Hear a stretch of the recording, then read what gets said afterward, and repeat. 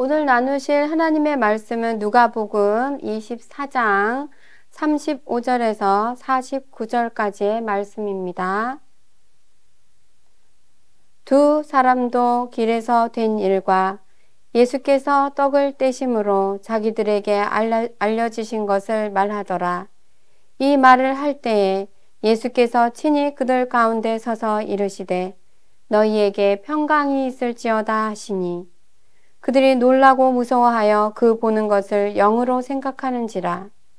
예수께서 이르시되 어찌하여 두려워하며 어찌하여 마음에 의심이 일어나느냐. 내 손과 발을 보고 나인 줄 알라. 또 나를 만져보라. 영은 살과 뼈가 없으되 너희 보는 바와 같이 나는 있느니라. 이 말씀을 하시고 손과 발을 보이시나 그들이 너무 기쁨으로 아직도 믿지 못하고 놀랍게 여길 때에 이르시되 여기 무슨 먹을 것이 있느냐 하시니 이에 구운 생선 한 토막을 드리니 받으사 그 앞에서 잡수시더라. 또 이르시되 내가 너희와 함께 있을 때에 너희에게 말한 바 곧 모세의 율법과 선지자의 글과 시편에 나를 가리켜 기록된 모든 것이 이루어져야 하리라 한 말이 이것이라 하시고 이에 그들의 마음을 열어 성경을 깨닫게 하시고 또 이르시되 이같이 그리스도가 고난을 받고 제3일에 죽은 자 가운데서 살아날 것과 또 그의 이름으로 제사함을 받게 하는 회개가 예루살렘에서 시작하여 모든 족속에게 전파될 것이 기록되었으니 너희는 이 모든 일의 증인이라. 볼지어다 내가 내 아버지께서 약속하신 것을 너희에게 보내리니 너희는 위로부터 능력으로 입혀질 때까지 이 성에 머물라 하시니라. 아멘. 오늘 우리가 나누는 말씀의 제목은 믿음이 없었던 증인들을 찾아오신 예수님입니다. 우리는 두 번째 증인들까지 만나보았습니다. 이제 예수님의 가장 가까이에서 따랐던 제자들의 얘기를 한번 나눠봤으면 좋겠습니다. 오늘 우리가 만날 증인들은 바로 이 제자들이기 때문입니다. 엠마오로 떠났던 두 제자가 돌아와서 예수님의 부활을 증언하였고 함께 음식을 먹으면서 그 얘기를 나누고 있을 때 예수께서 친히 제자들이 숨어 있는 곳에 부활하신 몸으로 찾아오십니다. 부활하신 몸이니 문을 열어주지 않아도 통과하여 들어오십니다. 그리고는 이렇게 인사를 나누십니다. 너희에게 평강이 있을지어다. 사실 이 말씀의 뜻은 이 평강이 있을지어다 하신 뜻에는 기뻐하라는 의미가 있습니다. 평강을 잃어버리고 두려워하는 자들에게 예수님이 말씀대로 살아나셨으니 두려워하지 말고 안심하고 기뻐하라는 것입니다. 우리는 예수께서 살아계심을 믿습니다. 그러므로 기뻐할 수 있습니다. 할렐루야. 그러나 막상 부활하신 주님을 만난 제자들의 모습은 어떤가요? 37절에 그들이 놀라고 무서워하여 그 보는 것을 영으로 생각한지라. 예수님이 오셨는데도 무서워했다고 기록되어져 있어요. 왜 무서워했던 것일까요? 예수님이 오셨는데 유령인가? 이렇게 생각을 해서 그랬을까요? 아니면 상상도 못했던 일이라 얼떨떨해서 그랬을까요? 마가복음 16장 14절을 보면 예수께서는 그 후에 11 제자가 음식 먹을 때 예수께서 그들에게 나타나사 그들의 믿음 없는 것과 마음이 완악한 것을 꾸짖으시니 이는 자기가 살아난 것을 본 자들의 말을 믿지 아니함일러라. 이렇게 기록된 것을 볼 수 있어요. 예수께서 이런 제자들의 모습을 보고 예수님이 만난 사람들의 증언을 듣지도 않고 믿지도 않은 것에 관하여 마음이 완악하고 믿음이 없어서 그런 것이라고 책망을 하신 거예요. 그리고 주님은 그럴 수도 있지. 얼마나 믿을 수 없는 놀라운 일이야. 놀랍겠다. 이렇게 좀 융통성 있게, 좀 듣기 좋게 이렇게 해석을 해주시지 않았어요. 본문 38절을 보면 어찌하여 마음에 의심이 일어나느냐. 중심을 보시는 주께서 보실 때는 두려움의 원인이 의심이라고 생각하신 것이죠. 이것을 그렇게 판단하신 거예요. 말씀대로 살아나셔서 그들을 만나러 오셨음에도 영으로 생각하여 놀라고 두려워했으니 주님의 말씀을 믿지 못하고 의심이 커져서 믿음이 저 경계선 밖으로 물러나서 기퉁에 있는 것이죠. 의심이 있으면 우리는 그것을 믿는다고 하지 않아요. 믿음이란 100% 의심이 없는 상태를 말하는 거예요. 그래서 이 믿음은 전적인 하나님의 은혜라는 거예요. 사람은 온전하고 전적인 신뢰를 가질 수 없는 연약한 존재이기 때문이지요. 우리의 삶이 하나님을 믿는 믿음으로 가득 차서 의심을 몰아내고 믿음으로 평안케 되길 소원합니다. 이렇게 의심하며 믿지 않는 제자들에게 찾아오셔서 손을 그리고 발을 보여주시면서 보고라도 믿으라고 말씀하십니다. 찔리신 못자국, 창자국을 친히 보여주시면서 그들이 생각한 것처럼 예수님이 영이 아니라 변화되신 새로운 존재, 즉 마치 변화산에서 눈보다 희게 변화되셨던 모습처럼 부활하신 신령한 몸으로 변화되신 것을 믿게 하려는 것입니다. 의심하던 제자들에게 믿음을 가지도록 하신 주님의 배려 깊으신 사랑이 오늘날 예수님을 믿는다고 하면서도 온전히 믿지 못하고 의심하며 두려움에 빠지는 우리들에게도 동일하심을 생각할 때 감사할 수밖에 없습니다. 그들이 너무 기쁘니까 오히려 이게 꿈인가? 현실인가? 이제 예수님의 손과 발을 보고 오히려 믿지 못하고 놀랍게 여기고 있는 것입니다. 이때 예수님이 제자들에게 먹을 것을 달라 하시면서 제자들에게 구운 생선을 받아 드십니다. 제자들은 생선구이를 드시는 예수님을 보면서 아! 진짜 주님이 살아나셨구나 하고 믿어지게 되었고 이제 됐어! 주님이 다시 살아나셨어! 이렇게 마음속에 확신에 찬 고백을 하며 놀라운 평안과 기쁨이 넘쳐나기 시작했습니다. 그럼에도 사실 그곳에 11명이 다 있었던 것은 아니었는데요. 요한복음 20장에는 그날 그 시간에 없었던 제자가 한 명 있었다는 걸 알려주고 있죠.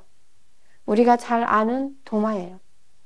도마는 예수님이 살아나셨다고 증언하는 제자들의 말을 믿지 못하고 자신이 직접 만져보고 확인하지 않으면 믿을 수 없다고 했어요. 그러자 예수님께서 도마에게 오셔서 이렇게 말씀하십니다. 내 손가락을 이리 내밀어 내 손을 보고 내 손을 내밀어 내 옆구리에 넣어보라. 그리하여 믿음 없는 자가 되지 말고 믿는 자가 되라. 제자들을 만나신 다음 날인 8일째가 되는 날 우리 주님은 의심이 많은 도마 한 사람을 위해서 다시 그곳에 찾아와서 확인시켜 주셨어요. 그러자 마침내 도마도 부활의 주님을 나의 주님이시요 나의 하나님이십니다. 이렇게 고백을 합니다. 주님은 의심하는 제자들을 찾아오셔서 누가복음 24장 44절 45절에서 보듯이 십자가를 지시기 전에 하시던 말씀들을 확인해 주시기 시작했습니다. 이에 그들의 마음을 열어 성경을 깨닫게 하시고 예수님은 제자들의 마음을 열어 하나님의 말씀을 깨닫게 하셨습니다. 그 말씀을 믿게 하셨다는 것이죠. 그들의 마음에 성경이 확실히 믿어지고 깨달아지는 역사가 일어났다는 것입니다. 그런데 성경의 어떤 내용을 깨닫고 믿게 됐다는 것일까요? 사실 이 복음서들은 복음을 전하기 위해 쓰여진 성경이기 때문에 복음을 위주로 적혀 있어요. 그래서 오늘 44절, 46절의 말씀도 성경에 수많은 내용들이 있지만 그 가운데 바로 복음에 대한 내용을 깨닫게 하시는 그 내용이 적혀 있어요. 46절에 보면 또 이르시되 이같이 그리스도가 고난을 받고 제3일에 죽은 자 가운데서 살아날 것과 또 그의 이름으로 제사함을 받게 하는 회개가 예루살렘에서 시작하여 모든 족속에게 전파될 것이 기록되었으니 예수님의 고난의 십자가가 깨달아지는 거예요. 죽으시고 3일 만에 다시 살아나신 부활의 주님이 깨달아졌습니다.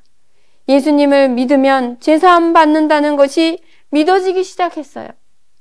이제 이 복음이 온 세상에 퍼져나가 모든 사람을 구원의 길로 인도하는 생명의 역사가 일어날 것에 대해서 믿어지고 깨달아지는 역사가 일어났다는 거예요. 우리 주님은 어떻게 증인으로 세우시는가요? 두 가지 얘기를 나눠봤으면 좋겠어요. 첫 번째는 예수님은 찾아오셔서 우리에게 믿음을 주시고 증인으로 세우신다는 거예요.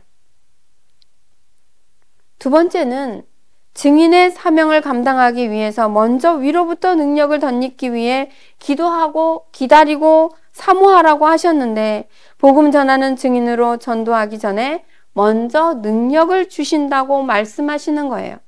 능력을 주신 다음에 증인으로 보내신다는 것이죠. 그래서 누가복음에서는 예수께서 승천하시면서 이제 증인이 되어 사명을 감당하기 전에 먼저 해야 할 것이 있다.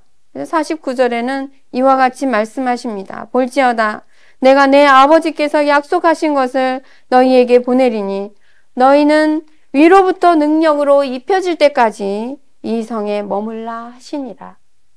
위로부터 능력을 입을 때까지 예루살렘을 떠나지 말고 머물라고 하셨는데 바로 예루살렘에 모여서 성령의 능력을 받은 후에 복음의 증인이 되어 가라고 말씀하신 것입니다. 위로부터 능력이 덧입혀질 때를 어떻게 하라고요? 기다리라고요. 우리는 예수님을 믿습니다. 또 부활도 믿습니다. 그러면 증인으로 살아가야 합니다. 아직 알지 못하는 자에게 전해야 한다는 것이죠. 그러나 먼저 어떻게 하라고요? 예수님의 증인은 먼저 성령의 능력을 덧입어야 한다고 말씀하고 있는 것입니다. 할렐루야. 요한복음 20장 21절에 아버지께서 나를 보내신 것 같이 나도 너희를 보내노라. 예수께서 하나님 아버지의 보냄을 받아서 이 땅에 오셨던 것처럼 예수님께서도 우리를 이 땅에 증인으로 보내신다고 말씀하고 계신 거예요. 사명을 주시는 것이죠. 우리 주 예수님은 오늘 우리에게도 예수님을 전하는 증인의 사명을 주셔서 보내시는 것을 믿으십니까? 아멘. 22절에 그런데 예수님께서 제자들에게 향하여서 숨을 내쉬면서 성령을 받으라 이렇게 하신 것이 기록되어 있어요. 제자들에게 영적인 생명을 불어넣으신 것입니다. 성령이 없이는 사명을 받들 수 없기 때문에 더욱 그러합니다. 우리 주님은 우리에게 증인의 사명을 주시고 그것을 감당할 수 있도록 성령을 부어주시는 분이십니다. 그런데 주 예수께서 아까 위로부터 오는 능력을 덧입기 위해 예루살렘을 떠나지 말고 기다리라고 하셨던 그 성령을 기다리라고 하신 위로부터 내려오는 능력은 지금 22절에 제자들을 향하여 불어넣어 주신 성령을 받으라 하는 성령과는 다르다는 것을 우리가 이해하기를 바랍니다. 그 말씀에 보면 성령을 받는 것이 성령 충만함을 덧입으라는 말씀으로 이해가 됩니다. 교회는 주님의 몸입니다. 함께 모여 기도하며 위로부터 오는 능력을 덧입기 위해 세워진 예루살렘입니다. 우리는 이곳에 모여 초대교회 성도들처럼 약속하신 성령을 기다리고 위로부터 오는 능력을 덧입어야 합니다. 성령의 충만함을 입어야 합니다. 할렐루야. 주님은 성령 충만을 입은 그 사람을 통하여 죽어가는 영혼이 살아나게 하십니다. 전도의 열매를 주십니다. 하나님이 없어 죽어있는 인생에게 예수님의 생명이 공급되어 살아나고 일어나게 하십니다. 50절에 예수님은 이제 땅끝까지 이르러 예수님의 십자가와 부활의 증류로 살아갈 제자들과 500여 형제들을 축복하시며 승천하셨습니다. 이 모습을 지켜본 사랑하는 제자들은 이 땅의 사랑의 왕으로 메시아로 오셨던 그 예수님을 경배합니다. 그리고 예수님의 승천을 환송하였습니다. 그 이후에 큰 기쁨을 가지고 예루살렘으로 돌아갔습니다. 이제 예수님께서는 하늘로 승천하셨고 제자들만 이 땅에 남았습니다. 그러나 그들의 마음은 무언가 꺼지지 않고 계속되는 감동과 기대, 소망으로 가득해졌을 것이라고 믿어집니다. 이제 부활하신 주님을 만난 증인들은 성전으로 나아갑니다. 교회로 나아갑니다. 늘 모여서 하나님을 찬송하며 성령의 능력을 덧입기 위해 기도합니다. 이에 주께서 성령을 뜨겁게 부어주셨습니다. 여러분은 복음을 전하기 전 하나님이 약속하신 그 성령의 충만한 능력을 받았습니까? 여러분은 지금도 그 성령의 능력으로 뜨거우십니까? 만약 여러분의 믿음이 성령으로 뜨겁지 않다면 교회로 와야 합니다. 공동체의 예배의 자리로, 공동체와 함께 기도하는 자리로 더욱 가까이 와야 합니다. 믿음의 주여 온전케 하시는 분이 주님이시기 때문에 성령의 능력을 위로부터 덧입기 위해서는 주 예수님의 몸이 된 교회에 모이기를 힘쓰고 찬송하고 기도하면서 기다려야 합니다. 그러면 반드시 하나님께서는 능력을 부어주십니다. 새롭게 하십니다.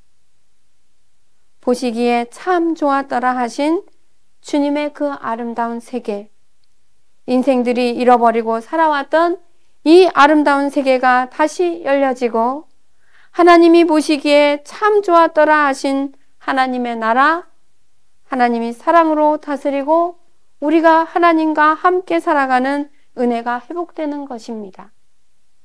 이것이 복음이지요.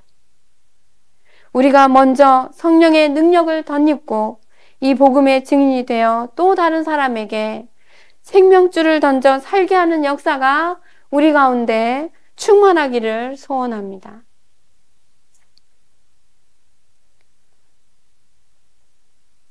요한 웨슬리는 복음을 전하기 위해 50년을 말을 타고 다니면서 순회 설교를 하였다고 합니다. 웨슬리가 다닌 거리를 계산해 봤더니 지구 10바퀴가 넘는다고 해요. 그러면 하루에 평균 얼마만큼을 전도하며 다녔을까요? 계산을 해봤더니 평균 32km를 다니면서 복음을 전했다고 합니다. 요한 웨슬리의 그 헌신, 불타는 사명, 그리고 복음에 대한 열정. 그가 자신의 삶을 온전히 주께 헌신하였기 때문에 가능했던 일입니다. 그는 1753년 제1차 대각성 부흥운동이 일어났을 때 청교도의 기도를 기초로 하여서 언약의 기도라는 기도문을 작성했습니다. 그 내용을 소개하고 함께 기도했으면 좋겠습니다. 요한 웨슬리의 기도. 나는 더 이상 내 것이 아니라 주님의 것입니다. 나를 주님이 뜻하시는 자리에, 뜻하시는 곳에 두소서. 나를 수고의 자리에 두시며 고난의 자리에 두소서.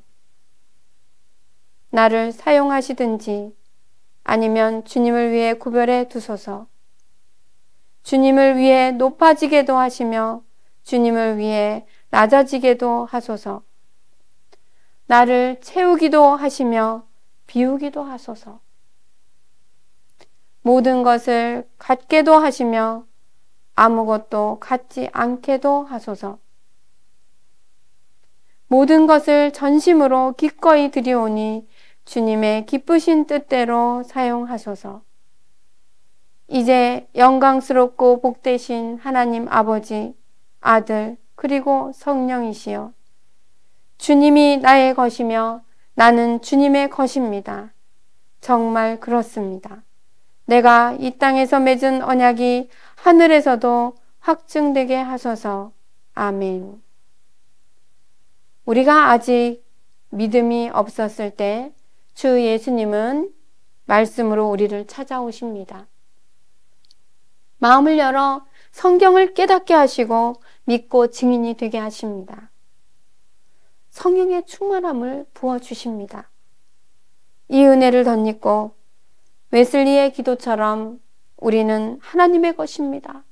이렇게 고백하며 우리의 삶을 주와 복음을 위하여 내어드리는 증인의 삶을 살아가시기를 주님의 이름으로 축원드립니다.